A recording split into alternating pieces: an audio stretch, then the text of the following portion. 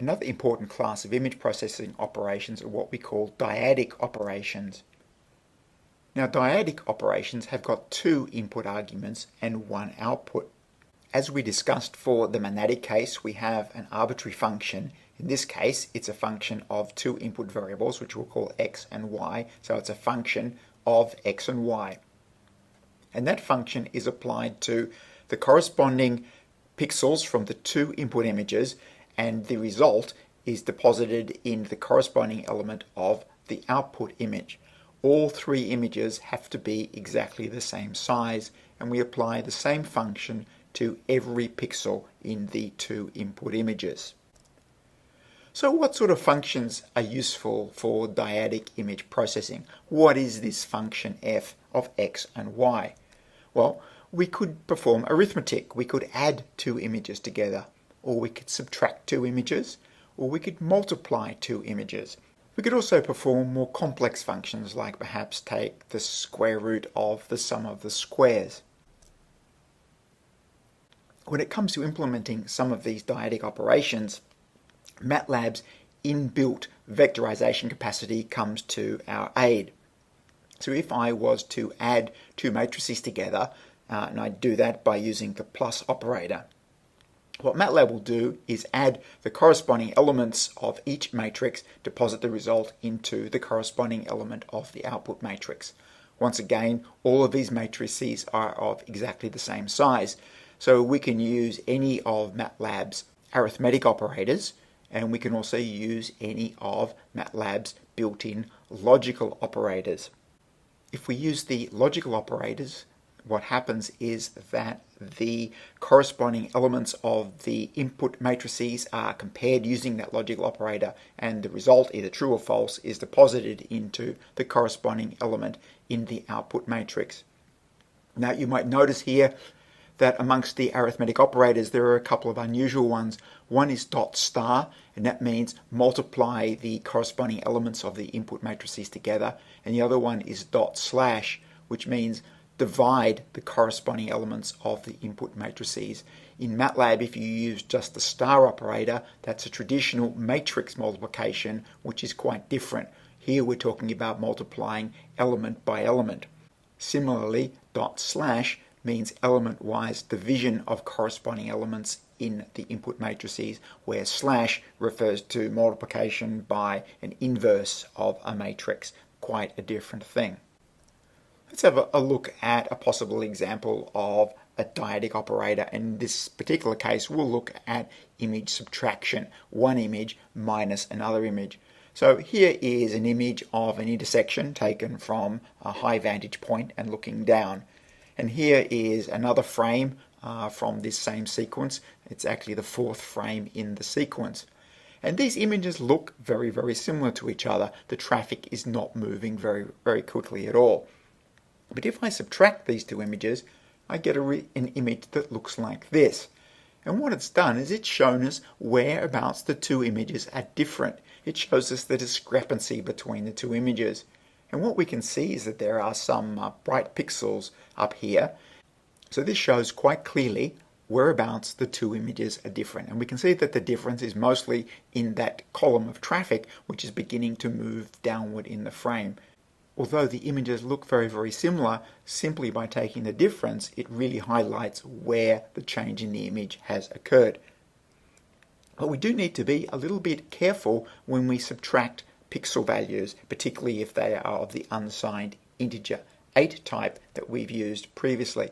Consider this example. Consider a pixel in frame 1 has got a value of 55. The corresponding pixel in frame 2 has got a value of 55. The difference clearly is 0.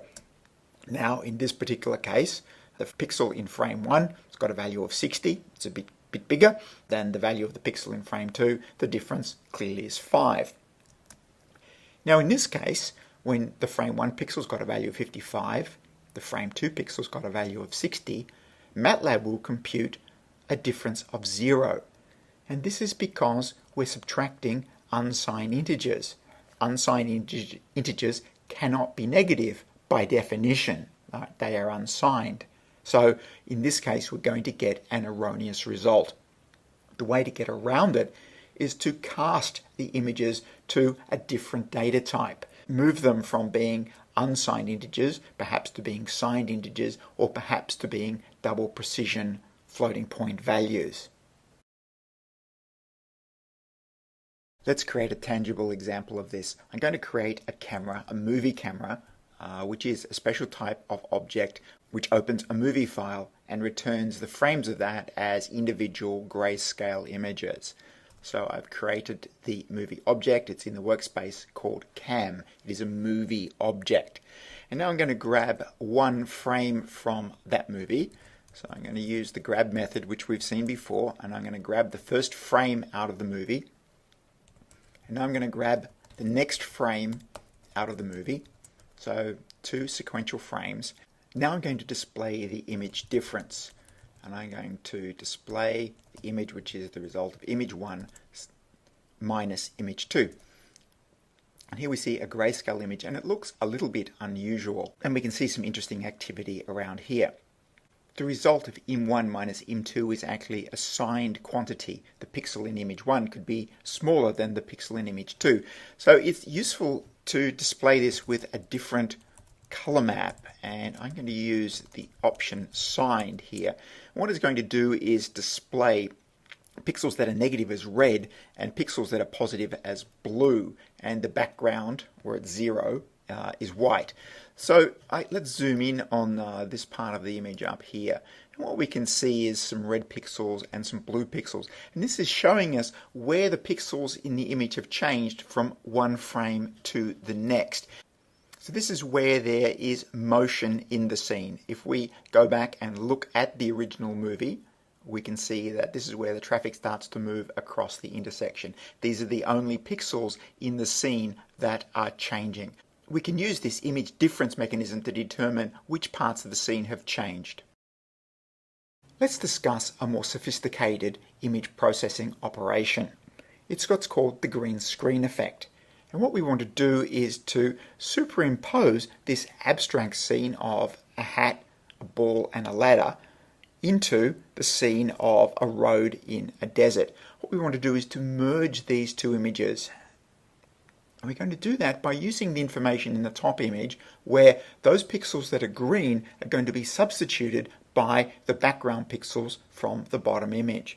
The green screen effect is widely used in television production, and here is an image of me filming one of the introductory pieces for the MOOC, and all of the pixels that are in the green background are substituted by a number of photographs and graphics and so on. This effect is also used by newsreaders, weathermen on TV. When I'm doing this, it's really important that I don't wear anything that's green. If, for instance, I wore a green shirt, then my body would just disappear and it would be replaced by the background photographs. So let's talk about how we do the green screen effect. So here are the two images again. In the top, we have our abstract image against the green background, and in the bottom, we have the real scene that we want to superimpose the abstract image into. The first step is to determine which pixels are green, and we do that by making two decisions, and we create two logical images. The top one shows all the pixels that are not green. So white value means that the corresponding input pixel is not green, and the bottom one is the opposite of that. The white pixels correspond to green in the input image. These images are logical images. The pixels have only got the value true or false. Sometimes these are called binary images because they've only got two possible values. Sometimes they're called mask images because we use them to mask out particular regions of the input scene. The next step then is to multiply the mask matrices by the original input images. And what we have in the top line is an image where all of the green pixels have been set to black, and the remaining pixels are the abstract object. We do the same thing for the bottom image. We multiply the input image by the mask, and now we have the input image with a hole in it. The black pixels correspond to the abstract object. Notice that we've used the dyadic operation twice here, in each case to multiply a mask matrix by an original color image. The last step then is to add these two images together, and that is yet another dyadic operation. And what we've left with then is an image which contains our abstract object against the background of a desert scene.